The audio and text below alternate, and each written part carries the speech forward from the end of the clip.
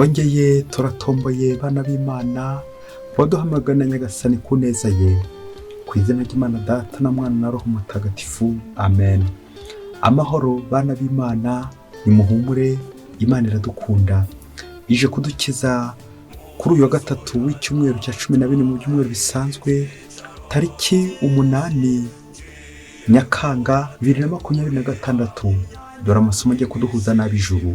Isomo rya mbere mu gitabo cy'umuhanuzi Hoseya, umutwe wa 10 umurongo wa 1 kugeza ku wa 3, uwa 7 kugeza ku wa 8 n'umurongo wa 12. Isiraheli yari umuzabibu mwiza ukera imbuto zishimishije. Uko imbuto zayo ziyongeraga ni nako yagwizaga intambiro. Uko igihugu cyayo cyarushagaho kurumbuka ni nako n'inkingi z'ibigirwamana zarushagaho kuba nziza. Umutima wabo ni ibinyoma bisa, none bagiye kubiryozwa. Uhoraho ubwe agiye gusenya intambiro zabo no guhirika inkingi zabo. Ubwo noneho bazavuga bati, nta mwami tukigira kuko tutubashye Uhoraho. Ariko si ubundi bwo umwami yatumarira iki? Ibya Samariya byo birarangiye. Umwami wayo aragenda yobagurika nk'agashami gatwawe n'amazi. Amasengero yahirengeye y'Aveni, mvano y'icyaha cya Isiraheli, azasenywa. Amaho n'ibitovu bipfukirana intambiro zabo, maze bazabwira imisozi bati, nimuturidukireho, n'utununga bati, nimudutwikire. Nimubiba mukurikije ubutungane, muzasarura imyaka myiza. Nimwitongorere imirima ikiri mishyashya, kuko ari cyo gihe cyo gushakashaka Uhoraho, kugeza ubwo azaza akadusesekazaho ubutungane. Iryo ni ijambo ry'Imana. Zaburi 105. Ndashakashaka uruhanga rw'Uhoraho ubudahwema. Nimumuririmbire mu mucurangire, nimuzirikane ibitangaza yakoze, nimwishimire izina rye ritagatifu, muhimbarwe mwebwe abashakashaka Uhoraho. Nimugarukire Uhoraho nyir'ububasha, mushakashaka uruhanga rwe ubudahwema. Mwebwe nkomoko ya Aburahamu umugaragu we, bahungu ba Yakobo abatoni be. Nimwibutse ibikorwa bye bihebuje, ibitangaza yakoze n'amatangazo yivugiye. Niwe Uhoraho Imana yacu, umugenga w'isi yose. Nidushakashaka uruhanga rw'Uhoraho ubudahwema. Nyagasani Yezu nabane namwe. Amagambo mu Ivanjili ntagatifu ko yanditswe na Matayo, umutwe wa 10 umurongo wa 1 kugeza ku wa 7. Muri icyo gihe Yezu ahamagara abigishwa be 12, abaha ububasha bwo kuganza roho mbi no kuzirukana, no gukiza icyitwa indwara n'icyitwa ubumuga cyose.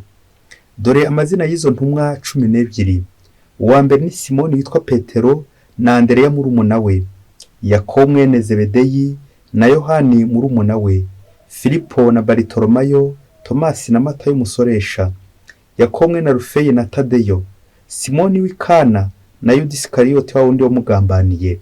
Abo 12 Yezu abohereza mu butumwa, kandi abihanangiriza agira ati, ntimwerekeze mu karere k'abanyamahanga, kandi ntimwinjire mu migi y'Abanyasamariya, ahubwo musange intama zazimiye z'umuryango wa Isiraheli. Aho munyura muvuge ko ingoma y'ijuru yegereje. Iyo ni Ivanjili ntagatifu. Aho munyura muvuge ko ingoma y'ijuru yegereje.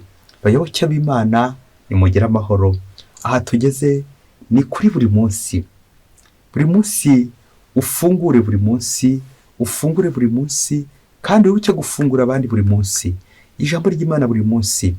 Ijambo ry'Imana ritwegereza Imana buri munsi. Duhure n'Imana buri munsi, tubane n'Imana buri munsi. Aho munyura hose muvuge ko ingoma y'ijuru yegereje. Amen. Amasomo twateguriwe nadufasha kuzirikana ku kintu gitumye tubaho ku isi. Impamvu turi ku isi ni iyihe?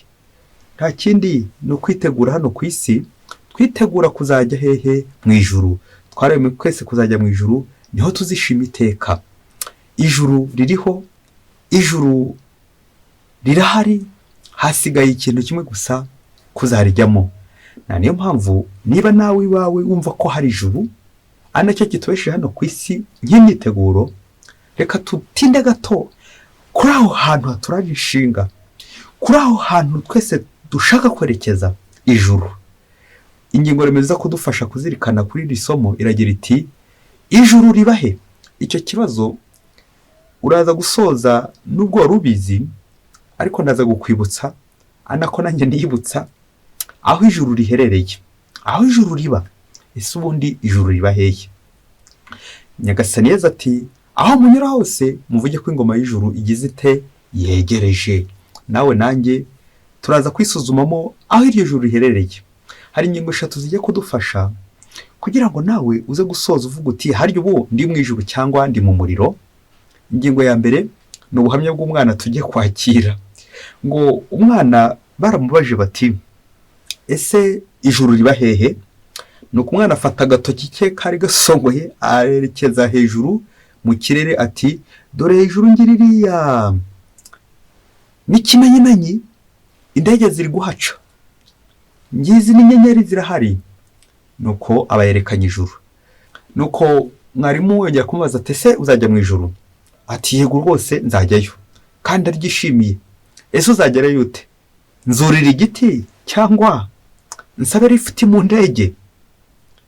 Nuko mwarimu ngo aramubwira ati ni byiza, ibi bitekerezo ufite ni byiza, ariko se ko kujya mu ijuru kubanza gupfa? Nuko mwarimu aramubwira ati ko kujya mu ijuru sari kubanza gupfa. Kuri iyo ngingo nzakumva ejo, iyo nimero ntigishoboye kuboneka.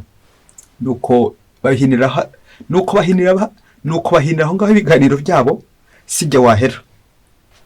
Bayoboke b'Imana, Yezu Kristo akuzwe. Ngiryo ijuru. Abantu benshi tujya twumva ijuru tukumva ari umunyenga mu kirere, ahantu indege ziri gutambuka, tukumva turahishimiye. Ariko wakubwira ko mu ijuru ari ukuvunika, ari ukubanza gupfa, aho nawe cya gitekerezo cyo kujya mu ijuru waba ukigikomeje. Bishatse kutwibutsa ko mu ijuru ari ukurikorera, ni ukuvunika, ni uguhangayika ukiri hano ku isi uri gutegura nyine ijuru. Burya imyiteguro niyo ya mbere ivuna.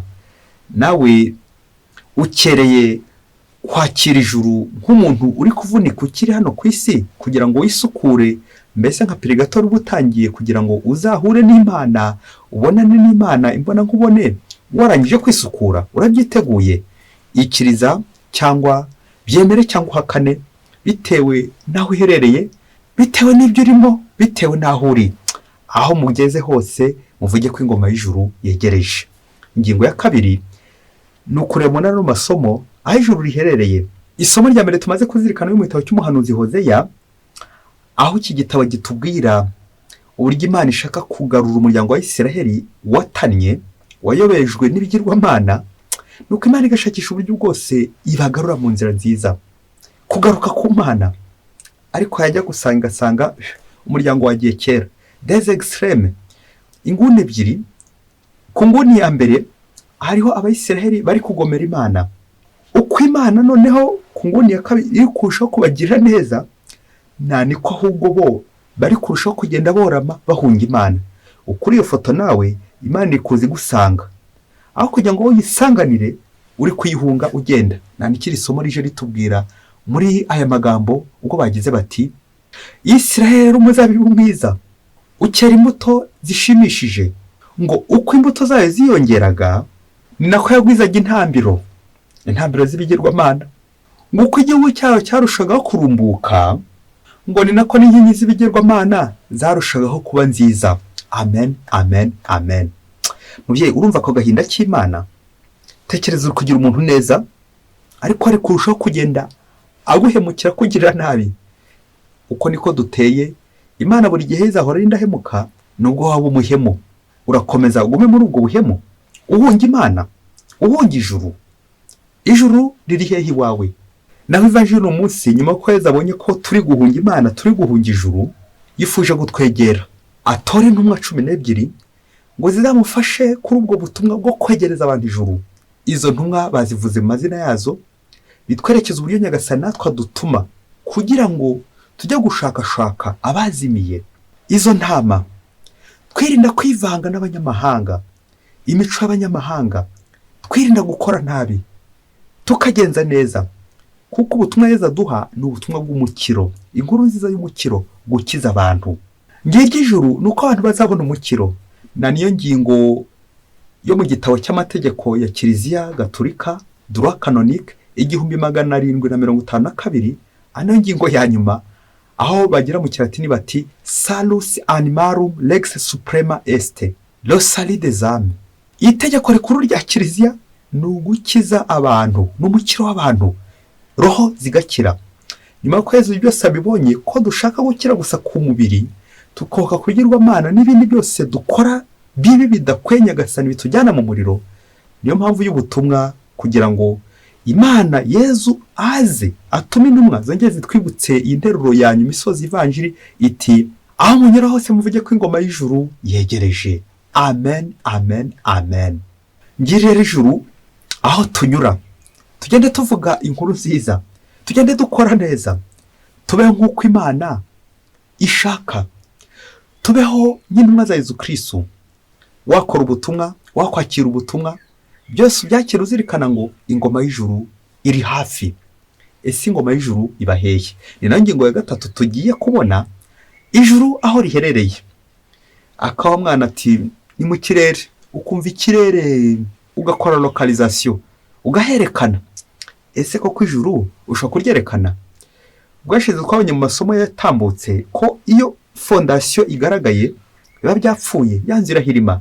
N'ijuru naryo ntabwo ngewe simple masomo kajusi naribonesha no maso y'umubiri, ahubwo bisaba amaso y'ukwemera, ya nteruro kwa gutangira, ya myiteguro rya juru tutabonesha no maso y'umubiri, ahubwo amaso ya roho, amaso y'umutima. Uwo mutima rero niho tujya kugana. Ushobora kuba rumvise ngiye gukubarira muri aka kanya, nusanga utarayumva wongera yumvana ubushishozi, kandi nusanga warayumvise biryoha bisubiwemo, ni inkuru iza kugukebura. Ushobora kuba nawe hari ibyo wibeshyagaho, wongera urebe uti harya ubu ngewe ijuru ndyumva nte? Ijuru nararitangiye cyangwa ntegereje ko nzapfa ubundi ngatangira ijuru? Ukomeze ubyibazeho. Umunsi umwe ngo umwana bita Aloyizi ngo yari ari kwiga mu ishuri kimwe n'abandi bose. Mwarimu we akaba yaramubonagamo ubuhanga bukomeye cyane, ndetse n'ubukristo buhamye, ubuyoboke ku Mana buhamye. Mbese mwarimu nawe akamubonamo umuntu udasanzwe. Ngo umunsi umwe ngo Aloyizi ngo yagiye gukina, mwarimu ngo aza kumuhamagara aramubaza ati Aloyizi, nk'ubu Imana isanze uri gukina, uri gutera agapira nk'abandi bose, wabigenza ute? Wakora iki? Wajya he? Ngaho mbwira icyo wakora. Mwarimu yari yiteze igisubizo, nawe nanjye ndumva aricyo niteze, nanjye niko nabigenza. Mwarimu yari yiteze igisubizo ati ubwo shapeli iri hafi, Aloyizi agiye kumbwira ko yahita yiruka akajya muri shapeli, uko biri kose yahita asenga cyangwa agapfukama. Nuko mwarimu atungurwa n'igisubizo Aloyizi amuhaye. Aloyizi ngo aramubwira ati wambwira ko Imana ije, icyo nakora nakomeza nyikinira. Bishoboke ko mwarimu atumvise neza ibyo Aloyizi yashaka kuvuga, dore ko Aloyizi nyine yakoreshwaga reka mvuge n'umwuka w'Imana, niyo mutagatifu nyine Aloyizi duhimbaza ku itariki 21 z'ukwa gatandatu. Mutagatifu Aloyizi, Mutagatifu Ludoviko asubiza mwarimu agira ati nakomeza ngakina. Iryo jambo riri mu bwenge bwinshi ndetse rivuze byinshi nubwo ari rigufi, nakomeza ngakina. Wowe niko wari gusubiza cyangwa utungwe n'iki gisubizo cy'umuntu wumvaga w'Imana, umuntu witwara neza ariko agakomeza agakina? Mubyeyi urabyumvisha? Ndifuza gusoreza ku masomo atatu aza kugukebura nanjye nkebure kubyerekeye n'ijuru naho ijuru riherereye, dukurikije n'iki gisubizo cya Mutagatifu Aloyizi ati nakomeza nkikinira. Icya mbere twavamo mu gisubizo cya Aloyizi mutagatifu ni ukudaheza Imana mu byacu, kutagira inguni zimwe dushyira mu bigirwamana ngo ahandi duheze Imana, kudasanga Imana gusa mu kiliziya muri shapeli. Benshi ati najya gupfukama ngasenga, nkajya muri shapeli ngashengerera, ngo niho Imana iri gusa. Aloyizi yifuza gutubwira ko no mu kibuga Imana irahari, mu mikino. Kuko abantu benshi kuri no si mujya mubona imikino turakina, ariko uzasanga abantu benshi mu mikino baravunana, baricana, niho batukanira.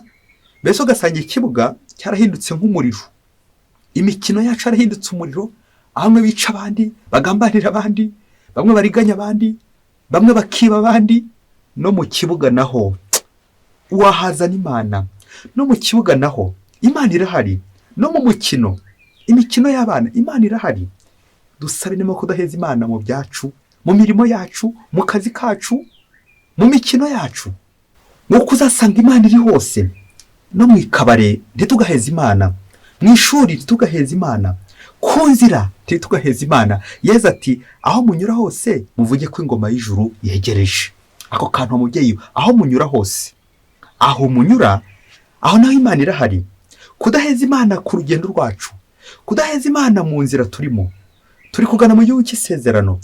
No mu butayu ntitugaheza Imana, mu bihugu byacu ntitugaheza Imana, ntitugafunge aho Imana iri, aho duhurira n'Imana. Nta namwe tugomba guheza Imana, kuko Imana turi kumwe nayo. Aloyizi urakoze. Nakomeza ngakina gukomeza ibyo wari urimo, uza gukora umwitozo, Imana iramutse ikagusanga muri ibyo wari urimo, wabikomeza cyangwa wagira isoni wahungira he? Twitoze kuba ibyo turimo byose biri mu Imana. Ngiryo ijuru, ingoma y'ijuru iregereje. Icya kabiri tujye kuzirikana ni ubuhamya nanone bwa Mutagatifu Agusitini wamaze guhinduka. Yirukanse inyuma y'ikuzo, yirukanka nyuma y'inzangano, yirukanka inyuma y'iraha byinshi cyane, iraha ry'isi, yirukanka inyuma y'ibyaremwe byose arirukanka no kwiyandavuza bitabuze. Turazi uburyo yaje guhinduka bigendera nanone ku isengesho rya nyina Monika wahoraga arirakarira Nyagasani ati Nyagasani untabare, uyu muhungu wanjye umufashe. Mutagatifu Agusitini yaje guhinduka.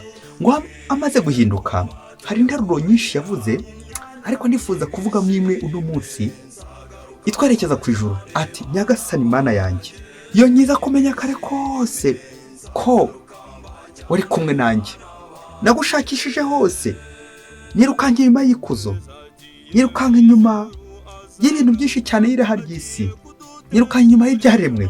Iyo nyiza kumenya kare kose kuri kumwe nanjye. Burya wari kumwe nanjye, njye ntari kumwe nawe.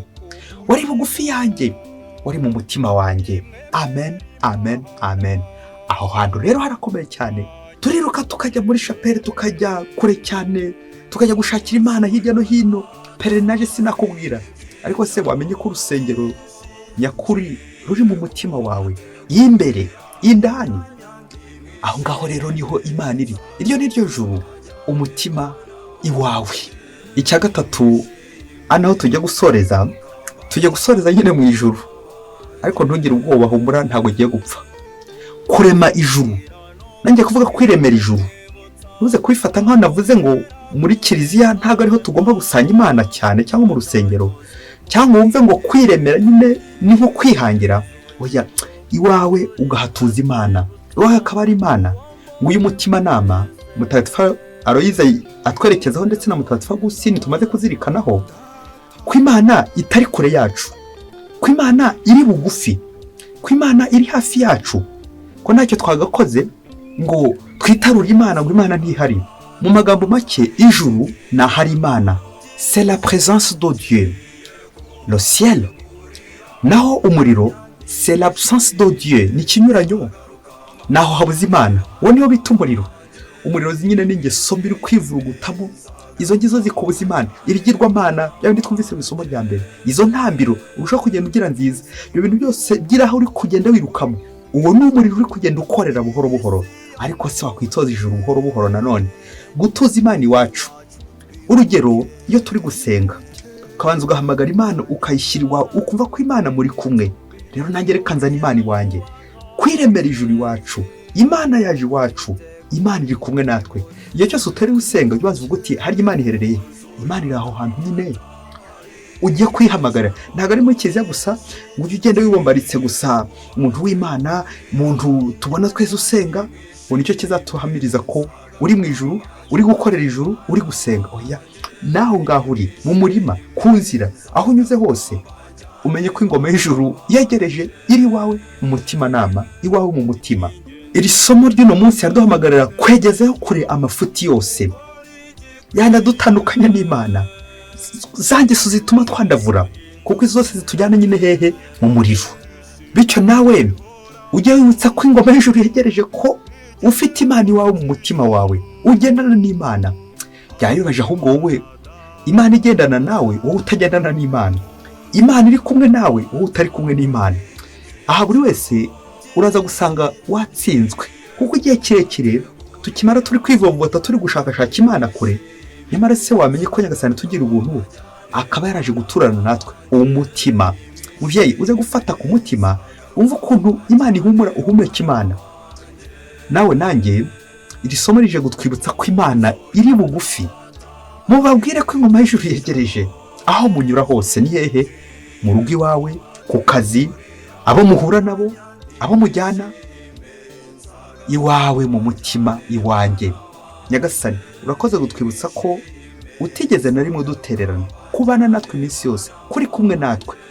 Udufashe tugende neza mu nzira zawe, dukore ugushaka kwawe buri munsi. Mwese Imana ibahe umugisha. Imana Data na Mwana na Roho Mutagatifu. Amen. Padiri Masumbuko Ladislas wa Diyosezi ya Cyangugu.